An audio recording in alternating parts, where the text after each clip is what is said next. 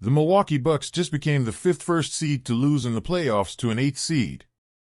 The Bucks were the betting favorites to win the championship this year, but there were signs of weakness throughout the season.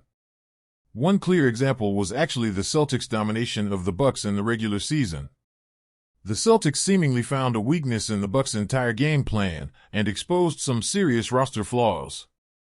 This success was clear to see as the Celtics blew the Bucks out by over 40 points on their home court at the end of the season. They'd use relatively smaller, quicker defenders to guard Giannis and focus on shutting down the Bucks' role players while allowing Giannis to carry the team. In doing so, a team can essentially force the Bucks to play primarily through Giannis's offense, which not only wears him down but forces the Bucks away from analytically superior basketball, aka three-point heavy. This is effective when the team has a player who can somewhat contain Giannis. You will never shut him down, but if you can get his efficiency lower, the Bucks' offense becomes fairly mediocre, even if Giannis gets 40. We saw similar in the Heat-Bucks series. Giannis was putting up numbers, but because he cannot shoot threes or hit free throws at a high level, his offensive efficiency was not enough to get past the Heat. Giannis's playoff efficiency is something that has gotten somewhat swept under the radar, but it's concerning and needs to be talked about. Many casual fans will simply look at a player's field goal percentage when determining efficiency, and Giannis does pretty well there because most of his shots are coming right at the rim. But true shooting percentage is a much more accurate measure of a player's efficiency because it weighs in free throws and three-pointers. A quick way to explain this is to say, if Steph Curry shoots 40% on 10 three-point shots, he will score 12 points, whereas if Westbrook shoots 50% on 10 layups, he will score only 10 points. So Curry is more efficient on a per-shot basis, and his true shooting percentage will reflect that. Back to Giannis, though, because he cannot consistently hit three-pointers or free throws, his true shooting in the playoffs has actually been below league average the last 2 years. So when a good team forces Giannis to become the Bucks' offense, they can overcome a big Giannis game by hitting their threes. Giannis shot 10% on jumpers during this Heat series, and for his career against the Heat, he's shooting only 16% on jumpers. He also missed 13 free throws in their elimination game, a game they went on to lose by only 2 points.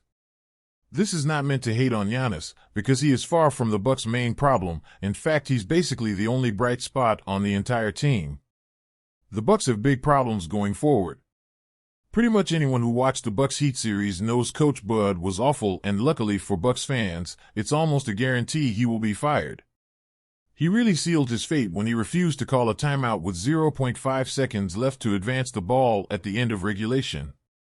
For years he has held this Bucks team back, giving up open three-pointers and showing an incapability to draw up good plays. A new coach like Nick Nurse would certainly improve the Bucks basically overnight. But even with a new coach, the Bucks have some challenges to overcome. The Bucks have the oldest players in the entire NBA, and Giannis's supporting cast of Middleton and Jrue are 31 and 32 respectively. Middleton is coming off a major injury and has struggled to stay healthy most of the season.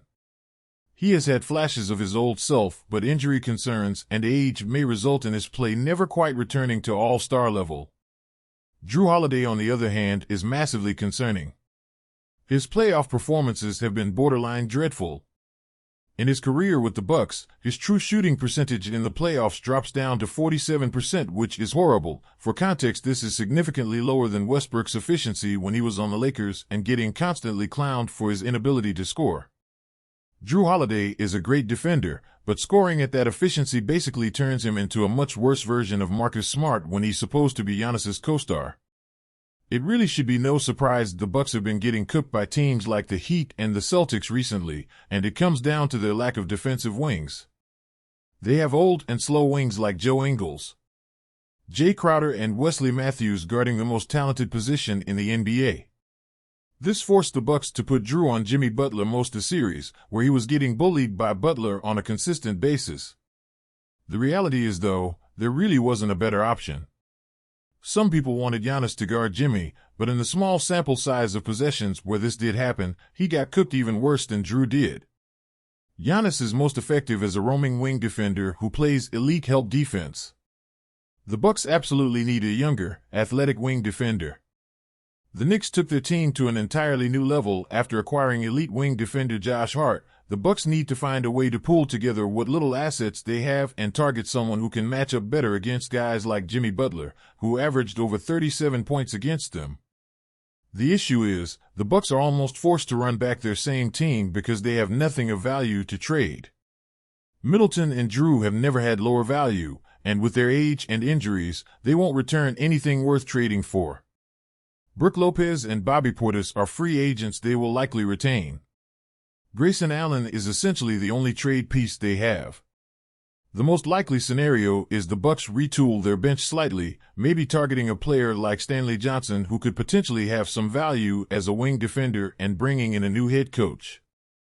Then the Bucks basically have to pray Middleton can return to all-star form and that none of their older players regress significantly.